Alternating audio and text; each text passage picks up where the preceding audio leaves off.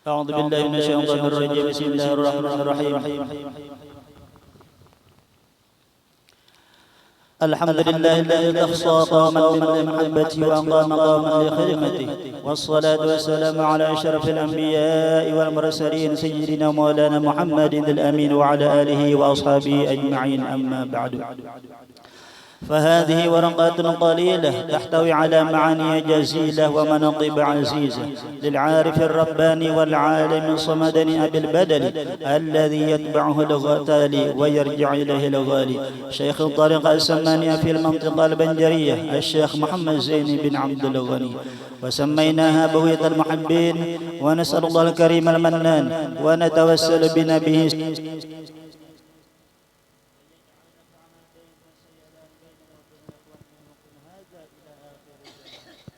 ويبلغنا بها إلى فسيح الجنان دار النعمة والامتنان. آمين يا رب العالمين.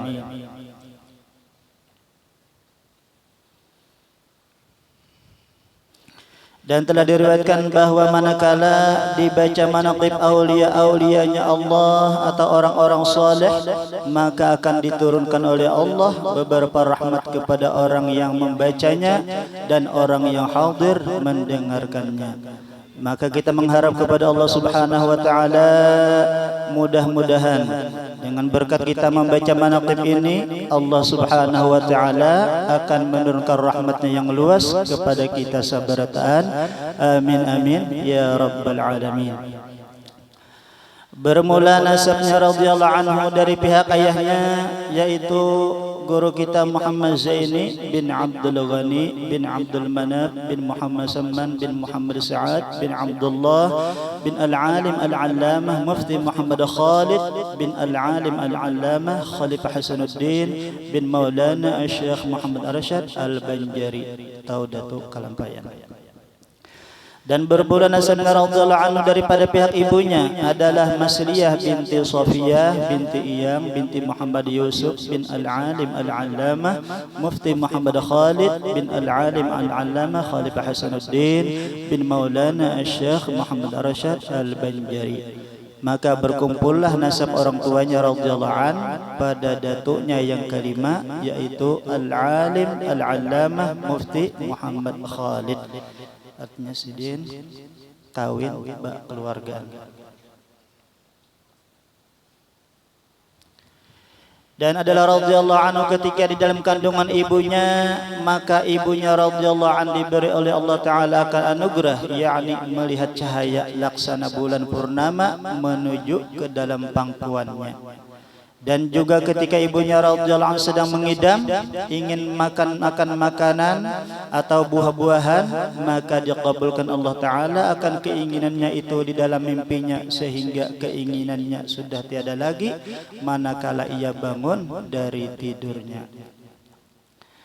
Dan ketika mendekati masa kelahirannya radhiyallahu an, pada waktu itu negeri di dalam keadaan kacau balau, yaitu waktu tentara penjajah Jepang sedang memasuki negeri Banjar. Dan untuk mendapatkan keamanan, maka kedua orang tuanya radhiyallahu an keluar dari kampung Keraton ke kampung Tunggul Ireng seberang, menuju ke rumah Abdullah, yakni sepupu daripada neneknya radhiyallahu an yang bernama Safiyah.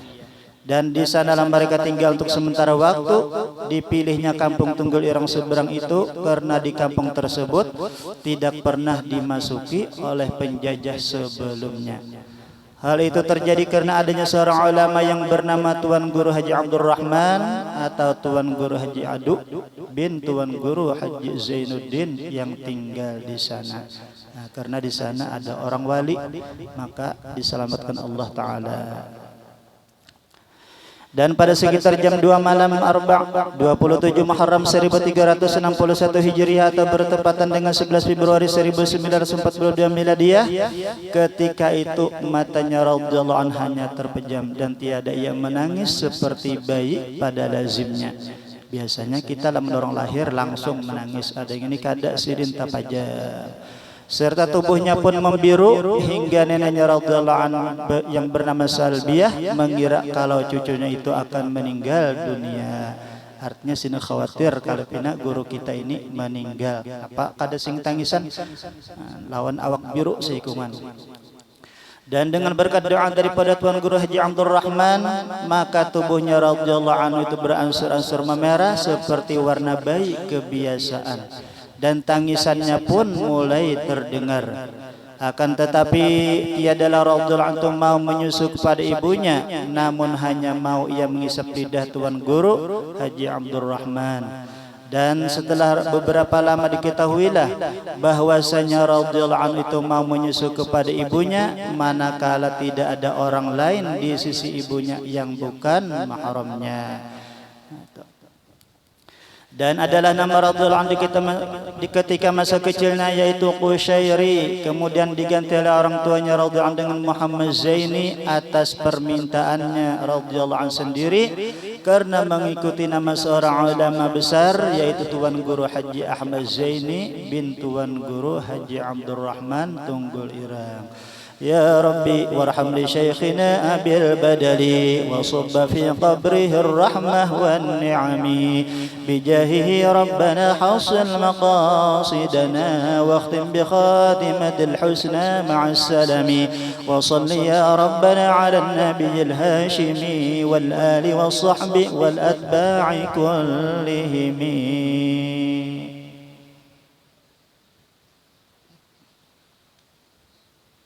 Dan adalah radhiyallahu anhu itu mulai masa bidayahnya hingga masa nihayahnya seseorang yang sangat kuat di dalam bermujahadah, baik dalam menuntut ilmu agama hingga di dalam ibadatnya sekalipun. Bahkan ketika kehidupan keluarganya radhiyallahu anhu sangatlah berkekurangan, yaitu ketika radhiyallahu anhu masih bersekolah di pesantren Darussalam. Dikala itu apabila hujan turun, maka air hujan masuk dari atap rumahnya, sehingga radhiyallahu anhu sekeluarga hanya dapat berkumpul pada satu penjuru rumahnya yang tidak terkena air hujan untuk bernaung. Alhamdulillah kita malam ini diturunkan hujan berkat kita mahauli Abah Guru, turun rahmat Allah Subhanahu wa taala. Dan terkadang ia radhiyallahu anhu sekeluarga di dalam sehari hanya makan makanan dengan satu bungkus nasi yang dibagi untuk 4 orang. Nah, adalah wadah kita ini sabungkus bagi 4 kadada, malah sabungkus kita gin kada mayo. Kayak Presiden Bahari. Dan terkadang hanya makan gadabung pisang sahaja. Nah, kadada lagi wadah kita kayak ini makan gadabung pisang ini.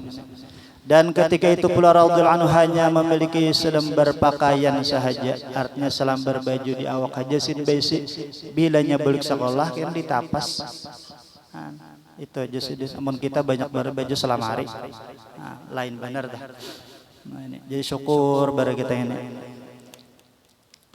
Dan adalah radhiyallahu anhu di masa itu pula pernah ditawari oleh neneknya 2 pilihan antara menuntut ilmu agama atau bekerja.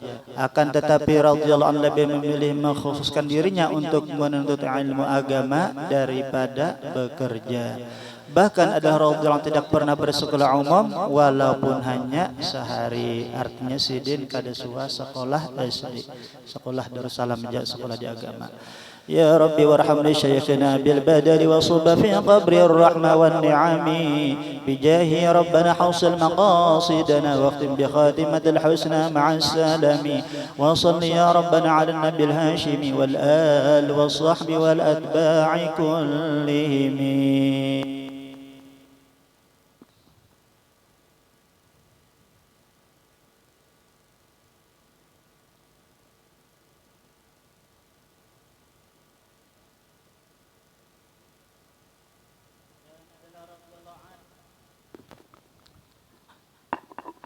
Dan adalah radhiyallahu anhu termasuk seorang hamba Allah yang dikenal banyak memiliki karamat. Di antaranya telah dijadikan oleh Allah Subhanahu wa taala akan hati orang yang beriman cinta kepada sidin.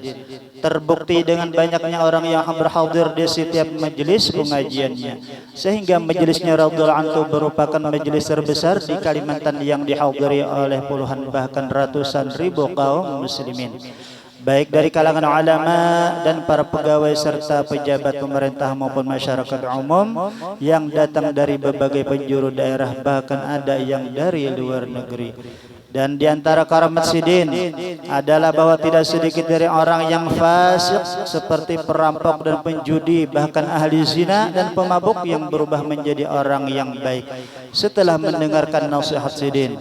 Serta banyak pula orang yang kafir masuk Islam di hadapannya radhiyallahu anhu.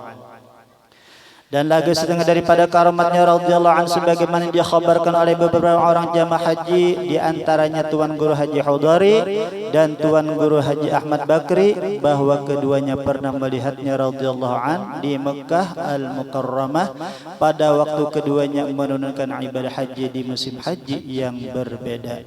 Padahal ketika itu radhiyallahu an sedang berada di rumahnya di Martapura. Padahal guru kita di Martapura, sedangkan Guru Bakri ada di Mekah melihat guru kita di sana. Begitu pula dengan Guru Hudari melihat guru kita ada di Mekah. Dan lagi setengah daripada karamatnya radhiyallahu anhu sebagaimana dikhabarkan oleh Tuan Guru Haji Muhammad bin Wang, bahwa salah seorang cucunya telah tertelan jarum pentel dan sudah dinyatakan bahwa untuk mengeluarkannya harus dengan jalan bedah atau operasi. Akan tetapi berkat karamat dan doa yang dipanjatkan oleh Tuan Guru, jarum itu pun dapat keluar dan cucu Tuan Guru Haji Muhammad pun selamat. Nah, itu berkat doa sidin.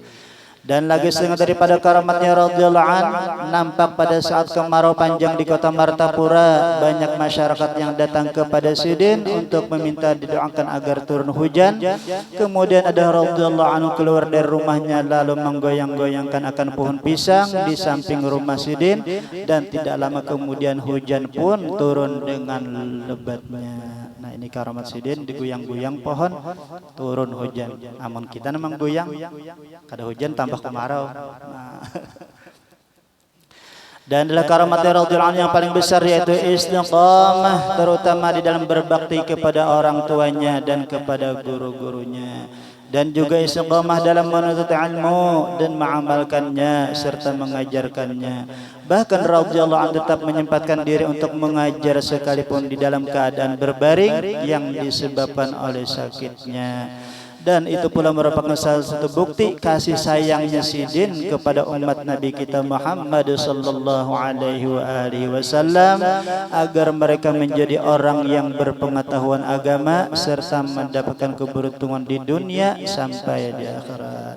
Sehingga banyaklah murid-murid sidin yang menjadi ulama al-amilin serta mendapatkan maqam wasil ilallah. Dan adalah radhiyallahu an setelah mengalami sakit beberapa waktu hingga dibawa berobat ke Singapura, innalillahi wa inna ilaihi raji'un, akhirnya diwafatkan radhiyallahu an itu di rumah sidin di sekumpul pada sekitar jam 4.40 hari Arba' tanggal 5 Rajab 1426 Hijriah dalam usia 65 tahun. Dan beliau dimakamkan di komplek Turba Al-Mahya Ar-Raudhah Sekumpul, dan adalah radhiyallahu an meninggalkan ia akan dua anak laki-laki yang bernama Muhammad Amin Badali dan Ahmad Hafi Badali serta 3 orang istri. Rabbana wadkhul jannati allati wa'adta salih min abaihim wa azwajihim wa dzurriyyatihim innaka antal azizul hakim. Semoga dengan berkat membaca manaqib ini, kita yang membaca dan pian-pian yang hadir mendengarkan serta seluruh keluarga kita, jiran kita dijadikan Allah Subhanahu wa taala sebagai orang yang selalu cinta kepada Allah dan cinta kepada Rasulullah dan cinta kepada aulia-aulianya Allah dan cinta kepada orang-orang yang saleh. Dan mudah-mudahan kita sabaratan diampuni Allah segala dosa dan kesalahan, dosa abah mama kita, keluarga kita, jiran tetangga kita dan kaum muslimin dan muslimat. Dan mudah-mudahan Allah Ta'ala panjangkan umur kita di dalam nasihat wal afiat, taat ibadah kepada Allah Subhanahu wa Ta'ala, diberikan Allah Subhanahu wa Ta'ala rezeki yang halal, thayyiban, mubarakah, rezeki yang banyak serta berkah, dan diberikan Allah Subhanahu wa Ta'ala akan husnul khatimah. Bismillahirrahmanirrahim.